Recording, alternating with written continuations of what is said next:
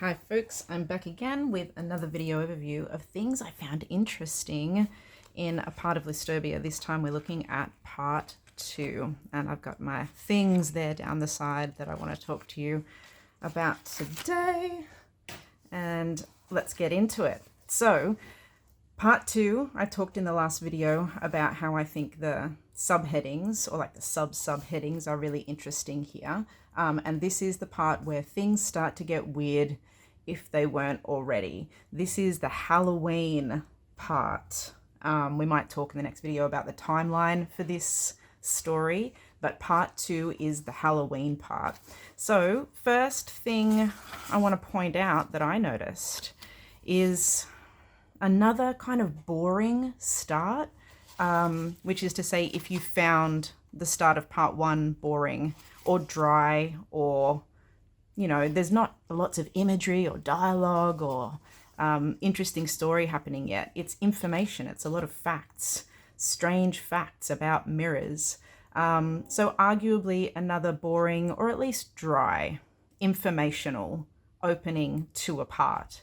I'm going to say a bit more about mirrors later on, but because we've already had some really interesting thing happen back here, I don't know. I don't think this is a hazing. I think if we were going to be put off of this book and put it away and say, nah, I'm not reading it, we were never going to get to this part, right? So the author, I think, has to assume that we were reading along and got to this, and has still made us stop to have a moment to think very deeply about mirrors.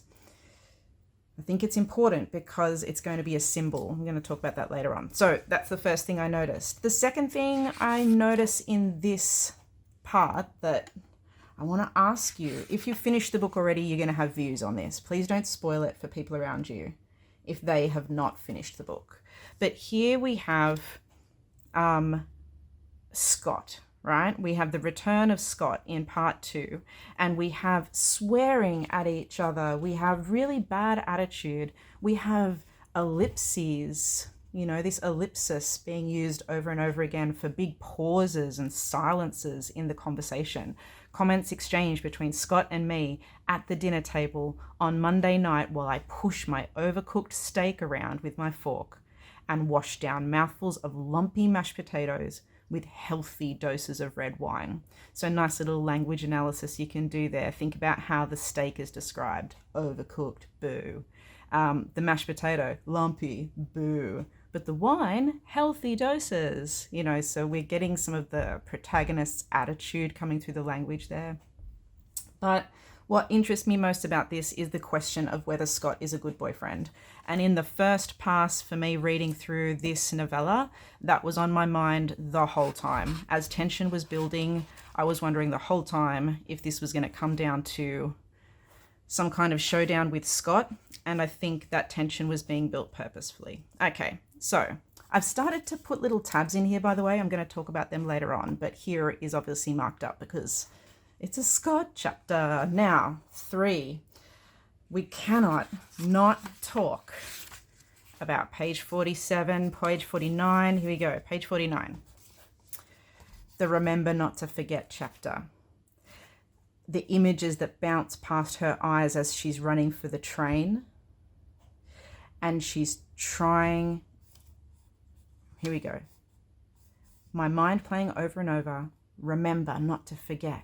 To remember not to forget, to remember not to forget. So she's in this loop, and all she can remember is that she has to not forget, right? That must be very frustrating.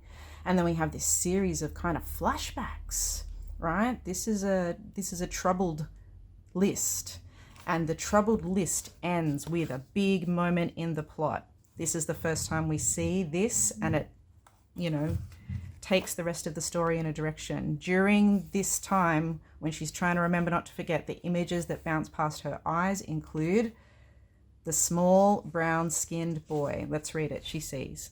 And I see a small brown-skinned boy standing alone next to the tracks near Westmead Hospital, covering his face with his hands as if he's crying.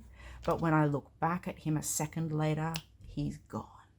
So very ghost-like. And there are a lot of things in this story that seem very haunting, very ghost-like. That's bringing in this gothic element to its style, but it's also doing a certain thing to us as we're reading it. You know, you might find these things actually quite disturbing and creepy, even if you don't believe in ghosts. That's not necessarily what's creepy about that imagery. This poor boy standing on the side of the tracks and crying. That's, I think, what's troubling about this imagery, not necessarily that later he's gone. That just adds another whole extra layer, right? So, okay, I wanted to talk quickly as part of this part of the book, not about content, but what I'm doing here with my sticky notes, because I wasn't doing it in the last video. So being mindful that if I need to use this book for something like examination or to take it somewhere with no notes, how might I start to use colored tabs or something like that to remind me of the really important parts that I want to go to. So this is something that I just started doing this week, because typically I love to use, you know, pencils to mark things up on the pages. But I know lots of English teachers love the sticky note thing, so I'm coming over to the dark side. Color-coded sticky notes. I don't know, here's what I've started with. If you've never used these before, try this with me, see what you think. Because I'm teaching this, I actually have used pink for my content warnings. There are some disturbing images and troubling ideas in the book that it's important for me to remember where they are when I'm reading it out loud or to talk with you about it in these videos. So you might not have those, but maybe you use it for, you know, disturbing imagery or gothic imagery or, I don't know, that kind of dark stuff. You do you. I've got my blue things rocking at the moment for moments that I think are very important for our protagonist. You know, when we learn something very important about our character. For example, here, the items that spill out of her upturned handbag. Indirect characterization. We're seeing the things come out of her bag and making judgments about her. Yellow. I'm kind of, I don't know, I feel like there's never enough colors for all the categories in my head, but I'm kind of using this for just like other interesting characters. So it's when I mark up that something's happening with Scott. Back here, it lets me easily find the first time we meet Scott, for example. Oh, cold hands. Meeting Scott here down on page 20, so it lets me flick to that easily. And so I plan to put my Priya notes in with that as well.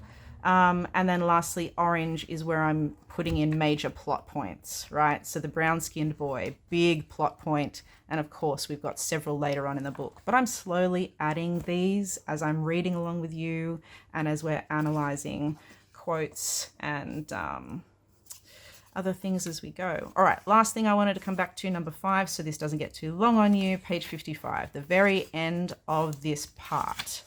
All right. After she sees this kid, right, then we see top 10 worst train accidents. So this is what I mean by the disturbing imagery. You know, all these kids that have gone missing, you know, cases of children missing in New South Wales. That's sad. And then here we get to the end. It's the last list of the part. What I do for the rest of Halloween with the faces of missing children running through my mind. Poor protagonist. I'm wondering where they are now. And why, and if those kids found cicada shells or collected paddle pop sticks or thought that they were Weet-Bix kids too. You know, I was wondering whether or not to mark this up with a content warning. It's not that anything particularly graphic happens in this list, but it's that I nearly cry every time I read this bit out loud, because that's just sad for me, and it may be for you. So we get to this bit here at the end where she's looking at her reflection in the mirror. And I won't read that whole thing there, because you can read that yourself. If you've not stopped and read that slowly in your mind or even out loud, that's an interesting experiment. But it's the end, and we started this part saying that it was about Nerak and mirrors and remembering the Watcher in the Woods. I started to do cool things in my own analysis, seeing if maybe this part was mirrored. You know, for example, did the first list mirror the last list? And did the second list mirror the second last list? I don't know. I don't know if that works.